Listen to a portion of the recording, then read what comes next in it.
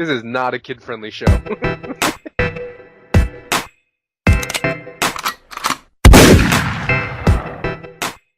Yo, what's going on, my dudes? Welcome to another dev blog coverage video. So the fourth dev blog of the mining and smithing rework came out today. Links to that video will be in the description below, and I suggest you go check it out because we learned a good deal about mining today. If not, no biggie, we'll talk about it right here, so stay tuned. So like I said, they talked a lot about mining today, and that was the main focal point of the entire dev blog. We got some interesting stuff, some pretty good idea of the way mining is going to work this time around, and a lot of it is kind of just reassuring us of what we kind of already knew. Either way, let's get into it. First up, we all know that we're going to get more ores to fill out those tiers after we push Runite down to 50, but they want to reassure us that with these new ores, they're not going to be difficult to find in the game world. They want to make it abundantly available to the player. Now, that's not to say you're going to get these ores fast when you mine them. Just finding them, and in terms of their exact location, is going to be accessible to all.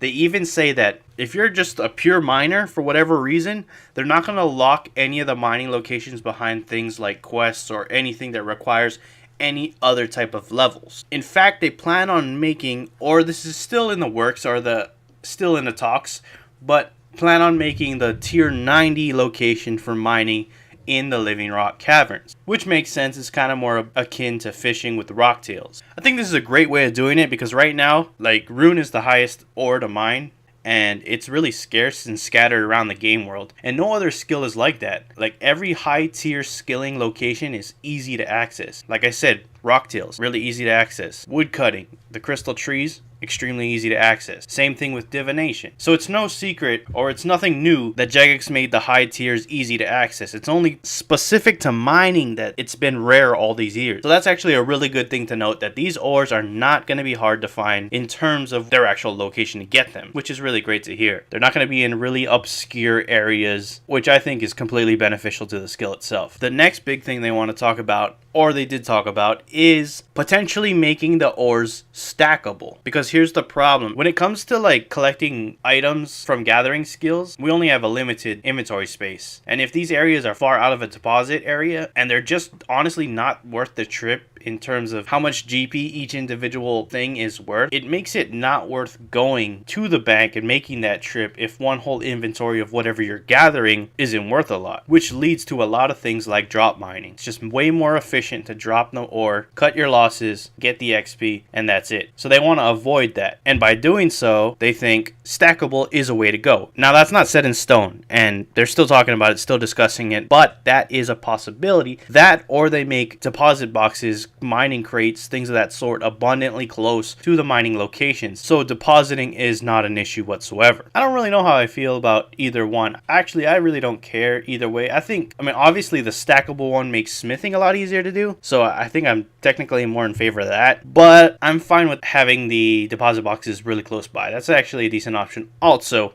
so I'm not too mad at that. But the main point is they want to create some system, be it the banking, carts, or stackable, or maybe some other third thing that will incentivize people to keep their ores. That is the goal for this particular issue. The next thing they mention is having some kind of additional reward while you're mining. Think of it something like while you're woodcutting, you get a bird's nest, or while you're fishing, you may have come across a golden egg, or divination, you get some chronicle fragments, or even fire making when you come across the fire spirits. They want to create some kind of event like that that will break up the monotony of training mining for long periods of time, which I think, they're always welcome. They're pretty cool things and nice little rewards to get while you're training, and might speed up the money per hour along with it, so I ain't too mad at that. And the next thing they talk about is the actual mining process itself. So they kind of want to make it so every time you hit the ore, physically with your pickaxes, you visually see that, you're going to get some feedback in terms of XP. So you should be seeing XP drops every time you hit the rock. Now, obviously, that's going to be balanced to have decent representable XP per hour, and who's to say how that's entirely going to work out exactly, because they say that they want to make it so, we've already known about this, but essentially mining rocks are going to have HP bars. I don't really like calling it HP bars because it's not necessarily HP bars, but it's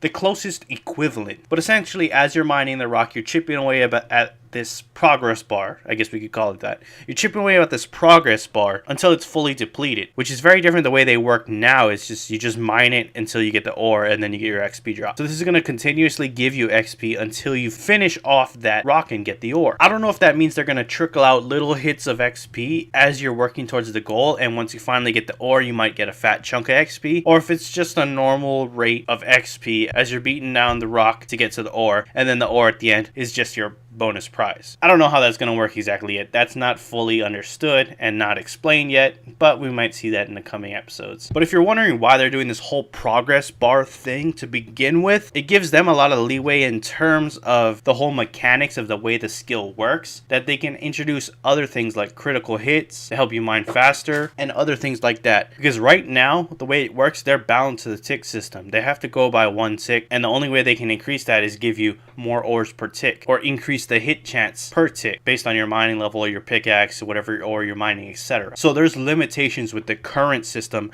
that will be over and done with this new system. But in terms of us as a player and engaging with the mechanics, it should feel almost identical to the way it is now. In terms of, okay, we just click the rock, we mine it until we get the ore. That whole like traditional way of mining is not going to be compromised with this new system. So I just want to let you guys know that if you're worried about that, it should not feel different in any sense. It'll just feel newer. But the core mechanics of the way it works should be extremely familiar. And finally, the last thing I want to note is when it comes to XP per hour, they want to keep Sarin stones at the epitome or the peak of that XP per hour. So everything coming with this new rework is probably going to be of a lower XP rate than mining the Sarin stones right now in Elf City. So that'll give you a good idea. This is probably mainly going to help out a lot of the lower levels getting to the mining level for Sarin stones. But once you're Sarin stones, it seems like there's not going to be any reason to go anywhere else, unless crystallizing these new rocks is going to be better. I don't know, because they didn't even mention that in this dev blog. But either way, if you want my overall opinion, from what it sounds like, they're doing pretty good on mining. They don't really need much help. The bigger focus is the smithing area, but mining seems alright in my opinion. What do you guys think? Check the video in the description below. And if you liked the video, hit the like button. And if you enjoyed me and you're not subscribed yet, I got new RuneScape videos coming out every single day. You don't want to miss out on those, bruh. Anyways, thanks for watching. I'm out. Peace.